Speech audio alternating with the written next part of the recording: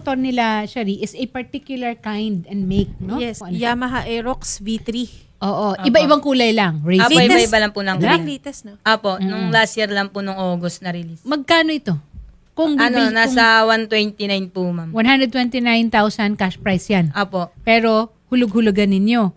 Kailan nyo kinuha itong mga motor ninyo? Yung sa akin, ma'am, September 10 po eh. September, nakailang hulog ka na? Bali, walo. magpipito pa lang. Sa akin Sa'yo? po ma'am, January 26. Ito 2 lang? months. Yes Oh. po. 2 months pa lang po yung motor ko. Sa akin naman po, August 16 po, August. 2025. Ikaw, sige. Sa akin lang Gano'n po, ka ano, nakatagal? November 27 po. Uy, 2025. karelasyon mo na yung motor mo, November. Opo. Tapos iniwan ka. May nasulot ng iba. Anak ng pating. Ito bang pagkahulugan ba? Meron ba itong insurance against theft? Wala ano? Meron po, ma'am. Meron. Apo, meron po. Ah, Nasa kasa po, parang nasa policy nila, may insurance talaga yung mga motor. against theft. Pag Pero ninakaw? hindi, pag sa tip, ma'am, wala po. Wala. Pag aksidente lang, Pag ano? aksidente lang po. Dapat siguro, Shari, tingnan din natin yun. Pero ano kasi ba't parang ang bilis? Ang bilis niyang nakuha. Ano ba yun? Wala naman siguro yung susi dun. Mga Wala po, ma'am, naka-double lock po yun, ma'am. Double lock? Ano ibig sabihin ng double lock? Kumbaga, hindi po maano yung gulong, yung ignition niya po, ma'am. Nakalock na sa manubela. Tapos Tapos- yung may isang lock pa yun na natawag doon. Okay. At siguro dapat tanungin natin yung yung mga distributor nito kasi sila yung nakakaalam at nakakaintindi. Bakit ganun kadali? Kayo, alam nyo ba sa pag-imbestiga ninyo kung bakit ganun kadali?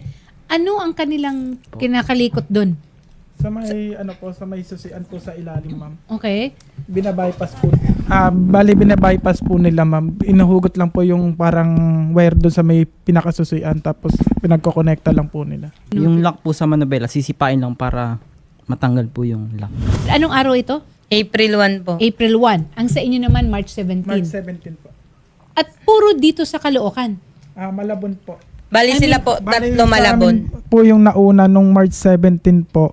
Ang una pong nanako yung sa amin dalawa po ni Jerwin po. Bakit Ay, kaya alam Kevin. nila kung saan kayo hahanapin? Siguro po, ma'am, talagang nag-iikot-ikot po sila para may mabiktima po sila. Ganon. Kasi kasi yung agaw pansin kasi ito. Colonel Joey, good afternoon po. Yes, ma'am. Good afternoon po Yes. at mga nakikinig po sa RIT po. Yes. Sir, marami po bang mga nagreklamo tungkol dito sa nakawan ng mga motor sa inyo pong area? Well, sa ngayong buwan po, pangalawa pa lang po itong na-incidente natin. Okay. Itong nga pong si Ma'am Barry po. Yes. It's Oo. April 1 po and I think na-i-report po ito sa district anti-carnapping po natin. Oo. Apparently, sir, actually hindi lang sa inyo na area kasi hanggang Malabon yung abot Opo, nito opo. and it may require some kind of hindi ko po alam kung how the PNP can probably discuss it among themselves kasi mukha pong mukhang sindikato dahil kumbaga parang napaka-professional nung ang bilis walang ilang minuto na tatlong motor binaybay nila yung karsada, nakita yung motor, inikutan, tapos parang ginamit pa yung ibang nakamotor para i-shield, no? Para hindi makita yung ginagawa nung isa. And then, nung napaandar na nila, yung naka-backride, yun na ngayon yung yun na ngayon yung sumakay dun sa ninakaw at they sped away. And apparently, ginapit sa pagnanakaw yung isa pang ninakaw na motor. Tama ba? Opo. Oo. Meron na po ba tayong nag-backtracking na po ba tayo ng mga CCTV nito, Colonel? I believe po nagkaroon na po ng backtracking po rito, no? Kasi ang humawak po is yung sa district anti-carnapping unit natin. Okay. Bali, ang participation po ng Caloocan City Police po rito is yung assistance na binibigay po natin to sa district anti-carnapping natin to sa Okay. pag-lock up po ng forward and backtracking ng CCTV po. So coordinated na po ang efforts para para matuntun kung ano't ano man itong sindikato na ito. Immediately po, nung nag-report po sila nung April 1 kasi base po Yes. dito sa complaint sheet po nila, is na-i-report po ito ng 12 p.m. Mm-mm. So, outright po na nag-forward and backtracking naman po. Mm-mm. Meron bang ibang nag-reach out sa inyo na sila rin ninakawan? Na-post nyo ba ito?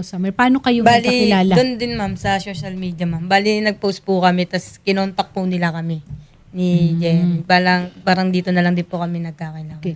Pero kayo, nakapag-report kayo Yes po. doon sa kapulisan tungkol dito sa nangyaring ito.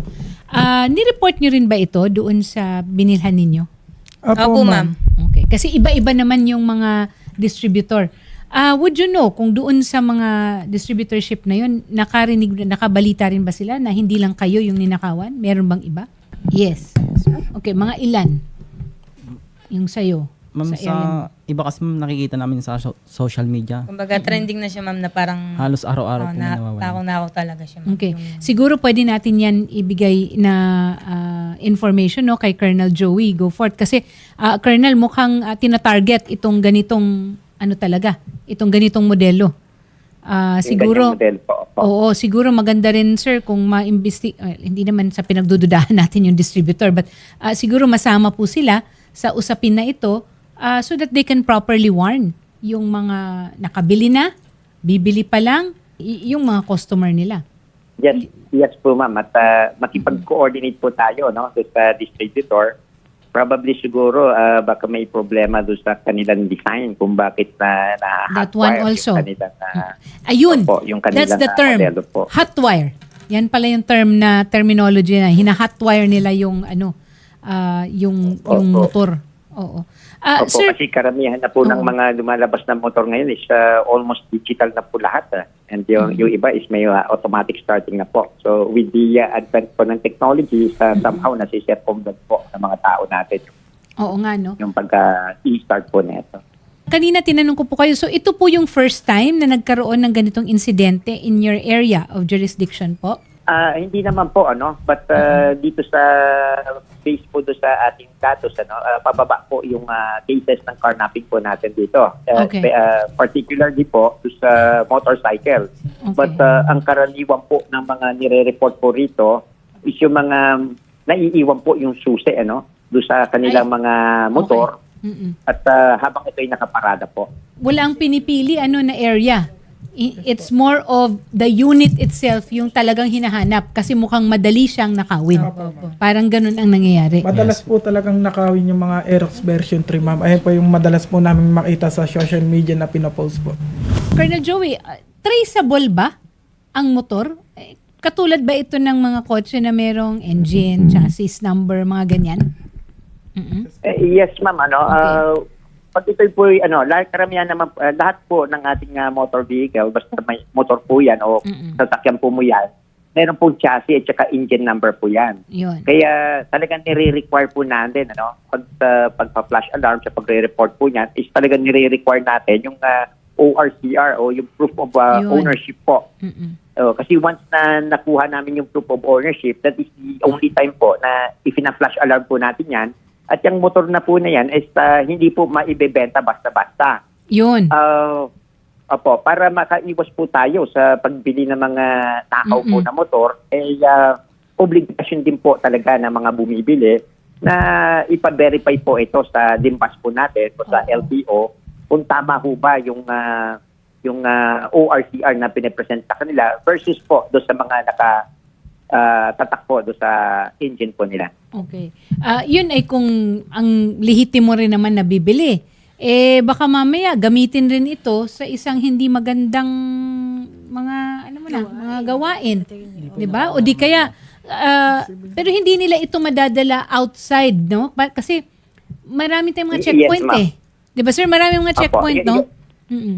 Yung po yung dahilan po natin kung bakit natin na flash alarm po. Kasi pag yan naman po dumaan sa ating mga checkpoints po o nasita po sila, yan din po ang hinahanap natin kasi may mga listahan po tayo ng mga naia-alarma ng mga sasakyan po. Colonel Alan Umipig, magandang hapon po sir. Magandang hapon din po sa inyo lahat. Colonel Alan, may nag-report na po sa inyo tungkol dito sa pagnanakaw ng mga Aerox na motor sa area po ninyo. I think 3 po ito sila. Meron naman po. Oo. Pero bukod po dito sa 3, meron po bang ibang mga insidente na ng pagnanakaw ng mga motor sa inyong jurisdiction po? Opo, mga nagdaang taon may mga ganyan din po. Pero- Ngunit na-identify naman po yung mga suspects. Okay. Wala pong under investigation o unsolved. Ay, ang galing. Okay. Bakit talaga inaano? Tinatarget kasi sir itong mga Aerox na mga motor. So, yun pong mga iba na trace po natin. Ganun po ba? At nahanap. Opo, opo. Okay. So, umaasa tayo na, kasi bago lang sir a month ago. At best po, ano po ba ang magandang gawin nitong ating mga biktima? Sa inyo po yung may pinakamarami Nakapag-report na kayo doon, di ba? Sir, meron po bang kayo pang kailangan dito sa kanila para makatulong sa pag-iimbestiga? Opo, opo. Mahalaga po, yun po yung mga may-ari ng mga sasakyan na yan. Mostly kasi yung mga ninanakaw, yung mga naiiwan po, yung susi doon mismo sa motor. Ito naman sir, hindi. Mukhang ang nakita po is common po sa kanila, hinotwire po. At mukhang madali kasing ma-hotwire itong particular na modelo na ito. Aerox. Oo, yung Aerox. Oh. Aerox V3. Sa mga ganyang modus naman po, mas maganda po yung hindi nila naiiwan sa walang nakakita. Kasi mabibigyan po ng oportunidad yung mga magnanakaw kung walang nakakita sa mga motorsiklo na yan. Opo. At saka siguro nga yung yung pag-lock. Pag-igtingin Opo. siguro yung mga accessories. Kailangan pa po ng ibang locking system, kagaya may kadena, iba pa.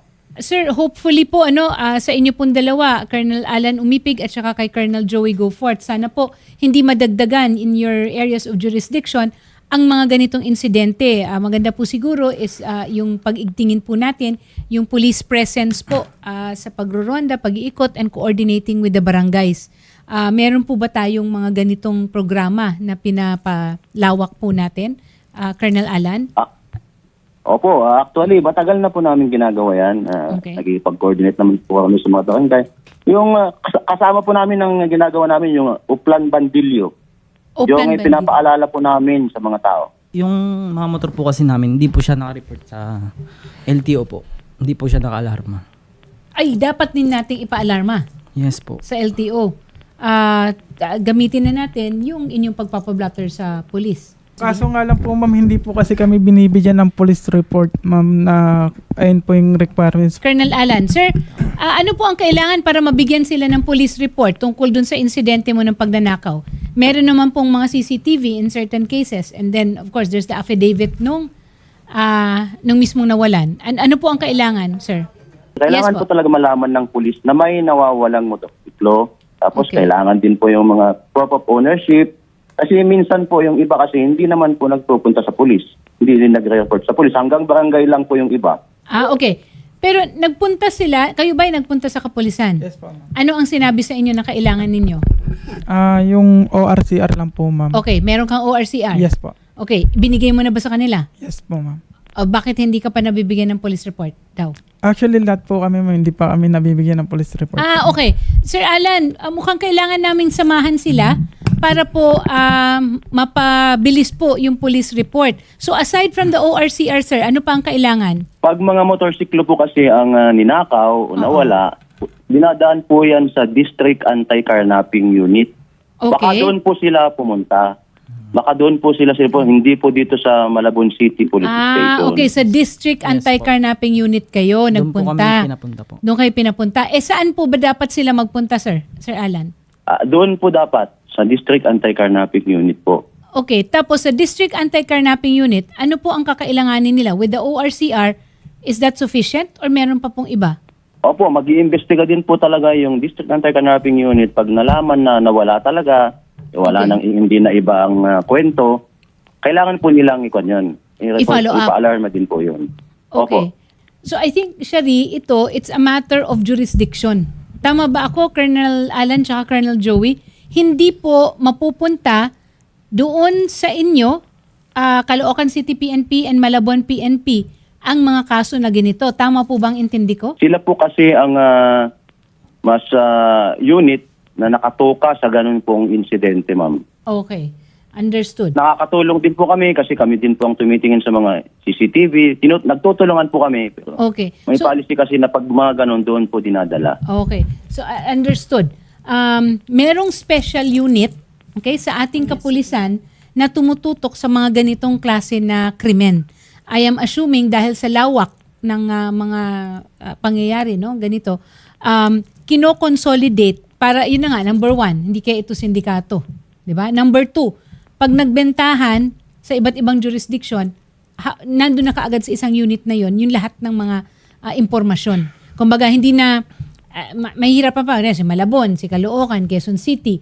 Ngayon, ito, centralized. Tama ba ang term ko, Colonel Alan? Centralized pag ganitong klaseng krimen? Tama po kayo, ma'am. Tama po kayo. Okay. Hindi So, lang po sa isang city o city station. Okay. For Metro Manila, for NCR po yan. Pang northern lang po 'yan, Kamanaba. Sa ibang sa ibang district naman mayroon din po sila. Okay. So pwede pong tumawid 'yan. Sila po nakikipag-coordinate, tumatawid din po sa ibang Ayun. distrito. Tapos tatawid sila dun sa anti-carnapping unit rin ng ibang jurisdiction para mas magkaroon Opo, ng ganun po. sufficient coordination. So doon kayo nagpunta. Tama Yes po. po. Okay. Mga ma'am, sir, samahan po namin kayo again sa DACU, no, yung ating District Anti-Carnapping Unit ng Kamanava PNP. And ipasa na rin po namin, sasamahan po ng kayo ng aming reporter para doon makapagpasa na kayo ng mga dokumento, makuha na kayo ng statement, and schedule na lang po natin. Okay po? Sige po. Yes.